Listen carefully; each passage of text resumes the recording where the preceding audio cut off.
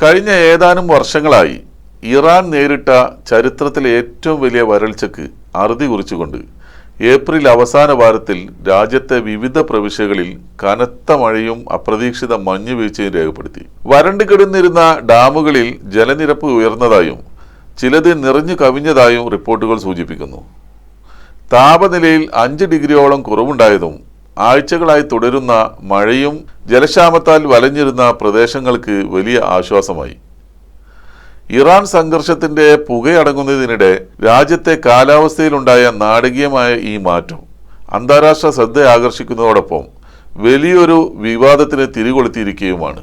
അമേരിക്കയും ഇസ്രായേലും നടത്തിയ ആക്രമണങ്ങൾക്ക് മറുപടിയായി ഇക്കഴിഞ്ഞ മാർച്ചിൽ ഗൾഫ് മേഖലയിലെ US സൈനിക കേന്ദ്രങ്ങൾക്കും റഡാർ സംവിധാനങ്ങൾക്കും നേരെ ഇറാൻ നടത്തിയ ആക്രമണങ്ങളാണ് കാലാവസ്ഥയിൽ പെട്ടെന്നുണ്ടായ ഈ മാറ്റത്തിന് കാരണമെന്ന വാദം ലോകമെമ്പാടും ഇപ്പോൾ ചർച്ച ചെയ്യപ്പെടുകയാണ്.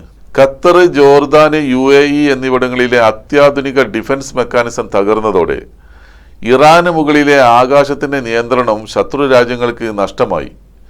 അവർ പ്രയോഗിച്ചിരുന്ന കാലാവസ്ഥാ നിയന്ത്രണ തന്ത്രങ്ങൾ ഇല്ലാതായതിനാലാണ് ഈ മാറ്റം എന്നും പറയപ്പെടുന്നു. ഇത് സ്ഥിരീകരിക്കുന്ന തരത്തിലുള്ള ശാസ്ത്രീയ വിശകലനങ്ങളോ ഔദ്യോഗിക വിശദീകരണങ്ങളോ ഇതുവരെ പുറത്തു വന്നിട്ടില്ല. എന്നാൽ ഇത് വെറും അന്ധവിശ്വാസങ്ങൾ മാത്രമാണെന്ന് പറഞ്ഞ് തള്ളാൻ വരട്ടെ, ശാസ്ത്രീയമായി ഇങ്ങനെ ചെയ്യാൻ സാധിക്കും എന്നതാണ് വസ്തുത. അത്തരം വാർത്തകൾ ലോകത്തിന്റെ പല ഭാഗങ്ങളിലും ചർച്ച ചെയ്യപ്പെടാറുണ്ട്. ഇതിനെ വെതർ വാർഫെയർ അല്ലെങ്കിൽ കാലാവസ്ഥാ യുദ്ധം എന്നാണ് വിളിക്കുന്നത്.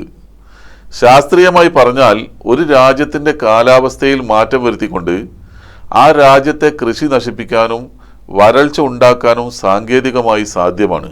ഇതിനെക്കുറിച്ചുള്ള ചില പ്രധാന വസ്തുതകൾ വളരെ പ്രാധാന്യമർഹിക്കുന്നു. ഒന്നാമത്തേത് എൻമോഡ് കരാറാണ്. യുദ്ധതന്ത്രമെന്ന നിലയിൽ കാലാവസ്ഥയെ ഉപയോഗിക്കുന്നത് തടയാൻ അന്താരാഷ്ട്ര തലത്തിൽ എൻവയോൺമെന്റൽ മോഡിഫിക്കേഷൻ കൺവെൻഷൻ എന്നൊരു കരാർ നിലവിലുണ്ട്. 1970കളിൽ ഐക്യരാഷ്ട്രസഭയുടെ നേതൃത്വത്തിൽ രൂപീകരിച്ച ഈ കരാർ പ്രകാരം പരിസ്ഥിതിയെ ഒരു ആയുധമായി ഉപയോഗിക്കുന്നത്, ഉദാഹരണത്തിന് കൃത്രിമമായി വരൾച്ച ഉണ്ടാക്കുക, വെള്ളപ്പൊക്കം ഉണ്ടാക്കുക, ചുഴലിക്കാറ്റുകൾ തിരിച്ചുവിടുക തുടങ്ങിയ പ്രവൃത്തികൾ കുറ്റകരമാണ്. ഇത് ശാസ്ത്രീയമായി സാധിക്കുന്ന ഒരു കാര്യമായതുകൊണ്ടാണല്ലോ ഇത്തരം കരാറുകൾ നിലവിൽ വന്നത്. രണ്ടാമത്തേത് ക്ലൗഡ് സ്റ്റീലിംഗ് ആണ്. ഒരു രാജ്യത്തേക്ക് വരേണ്ട മഴമേഘങ്ങളെ അതിർത്തിയിൽ വെച്ച് തന്നെ ക്ലൗഡ് സീഡിംഗ് വഴി പെയ്യിച്ചു കളഞ്ഞാൽ അടുത്ത രാജ്യത്ത് വരൾച്ച ഉണ്ടാകാൻ സാധ്യതയുണ്ട്. ഇതിനെയാണ് ക്ലൗഡ് സ്റ്റീലിംഗ് എന്ന് പറയുന്നത്. ഇറാനെ പോലുള്ള രാജ്യങ്ങൾ വളരെ മുൻപേ തന്നെ അയൽ രാജ്യങ്ങൾക്കെതിരെ ഇത്തരം ആരോപണങ്ങൾ ഉന്നയിച്ചിട്ടുണ്ട്. മൂന്നാമത്തേത് അമേരിക്കയുടെ ഹാർപ്പ് പദ്ധതിയാണ്. അമേരിക്കയുടെ high frequency active auroral research program എന്ന ഗവേഷണ പദ്ധതിയെക്കുറിച്ച് ഒട്ടേറെ കോൺസ്പിറസി തിയറീസ് പ്രചാരത്തിലുണ്ട്. ഇതുപയോഗിച്ച് ഭൂമിയിലുണ്ടാകുന്ന കാറ്റിന്റെ ഗതി മാറ്റാനും മേഘങ്ങളെ അകറ്റാനും കഴിയുമെന്ന് പറയപ്പെടുന്നു. കാലാവസ്ഥയിൽ മാറ്റം വരുത്തിയാൽ അത് ഉപഗ്രഹങ്ങൾ വഴിയും മറ്റും പെട്ടെന്ന് കണ്ടെത്താൻ കഴിയും. ഇത് അന്താരാഷ്ട്ര തലത്തിൽ വലിയ തിരിച്ചടികൾക്ക് കാരണമാകുകയും ചെയ്യും. രാജ്യങ്ങൾ തമ്മിലുള്ള രാഷ്ട്രീയ തർക്കങ്ങൾക്കിടയിൽ ഇത്തരം ആരോപണങ്ങൾ ഉയരാറുണ്ടെങ്കിലും വലിയ തോതിൽ ഒരു രാജ്യത്ത് വരൾച്ച ഉണ്ടാക്കാൻ മാത്രം കാലാവസ്ഥയെ പൂർണ്ണമായി നിയന്ത്രിക്കാൻ ഇന്നത്തെ സാങ്കേതിക വിദ്യക്ക് കഴിയുമോ എന്ന് സംശയിക്കുന്നവരുമുണ്ട്. മഴമേഘങ്ങളെ ശാസ്ത്രീയമായ രീതികളിലൂടെ നിയന്ത്രിക്കാൻ സാധിക്കും.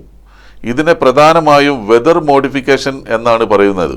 മേഘങ്ങളെ ഒരു പ്രദേശത്ത് നിന്ന് അകറ്റാനോ അല്ലെങ്കിൽ അവ പെയ്യാതെ മാറ്റിവെക്കാനോ പ്രധാനമായും 2 വഴികളാണ് ശാസ്ത്രലോകം ഉപയോഗിക്കാറുള്ളത്. ഒന്ന് ക്ലൗഡ് ഓവർ സീഡിംഗ് ആണ്.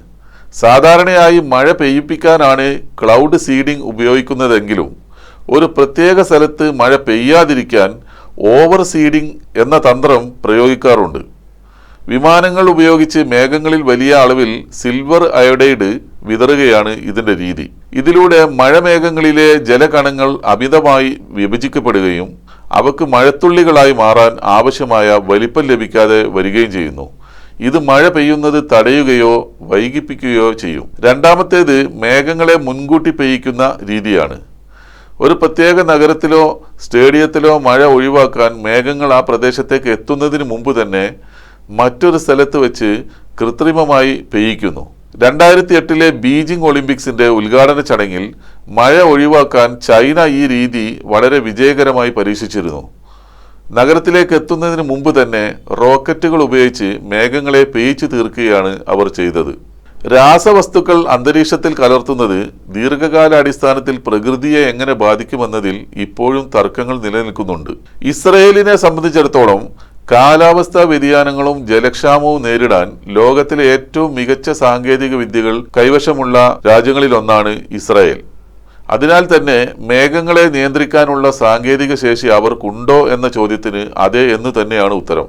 ഇസ്രയേലിന്റെ ഈ മേഖലയിലെ ശേഷിയെക്കുറിച്ച് ഇനി പറയുന്ന കാര്യങ്ങൾ വളരെ ശ്രദ്ധേയമാണ്. 1960-കൾ മുതൽ തന്നെ ഇസ്രയേൽ കൃത്രിമമായി പെയ്യിക്കുന്നതിനായി സീഡിംഗ് പരീക്ഷണങ്ങൾ നടത്തുന്നുണ്ട്. റെയിൻ മേക്കിംഗ് സാങ്കേതിക വിദ്യയിൽ അവർക്ക് വലിയ അനുഭവ സമ്പത്തുമുണ്ട്. ഇസ്രയേലിലെ വാട്ടർ അതോറിറ്റിയും സർവകലാശാലകളും സംയുക്തമായാണ് ഇത്തരം ഗവേഷണങ്ങൾ നടത്തുന്നത് എന്നാണ് പറയപ്പെടുന്നത്. 2018-ൽ ഇറാന്റെ സിവിൽ ഡിഫൻസ് തലവൻ ഇസ്രയേലിനെതിരെ പരസ്യമായി ഒരു ആരോപണം ഉന്നയിച്ചിരുന്നു. ഇറാനിലേക്ക് വരുന്ന മഴമേഘങ്ങളെ ഇസ്രായേൽ വഴിതിരിച്ചുവിടുന്നു എന്നും അത് കാരണം ഇറാനിൽ കടുത്ത വരൾച്ച അനുഭവപ്പെടുന്നു എന്നുമായിരുന്നു അദ്ദേഹത്തിന്റെ വാദം. ഇസ്രായേലിന് മേഘങ്ങളെ സ്വാധീനിക്കാൻ ശാസ്ത്രീയമായ ശേഷികൾ ഉണ്ടെങ്കിലും ഒരു രാജ്യത്ത് പൂർണ്ണമായ വരൾച്ച ഉണ്ടാക്കുക എന്നത് അത്ര എളുപ്പമുള്ള കാര്യമായി ആരും കരുതുന്നില്ല. അയൽ രാജ്യങ്ങളെ അപേക്ഷിച്ച് കാലാവസ്ഥാ വ്യതിയാനങ്ങളെ അതിജീവിക്കാൻ ഇസ്രയേലിന് കഴിയുന്നത് ഇത്തരം ശാസ്ത്രീയ മുന്നേറ്റങ്ങൾ കൊണ്ടാണ് എങ്കിലും അയൽ രാജ്യങ്ങളിൽ കടുത്ത വരൾച്ച ഉണ്ടാക്കാൻ അവർ അത്തരം വിദ്യകൾ പ്രയോഗിക്കുന്നുണ്ടോ എന്നത് ഇതുവരെ തെളിയിക്കാൻ സാധിച്ചിട്ടില്ലാത്ത ആരോപണമായി നിലനിൽക്കുന്നു. ഏതായാലും അമേരിക്കൻ ബേസുകൾ തകർന്നതിന് ശേഷം ഇറാനിലുണ്ടായ ഈ കാലാവസ്ഥാ മാറ്റം ഏറെ ദുരൂഹതക്കും അഭ്യൂഹങ്ങൾക്കും കാരണമായിട്ടുണ്ട് എന്നതാണ് വാസ്തവം.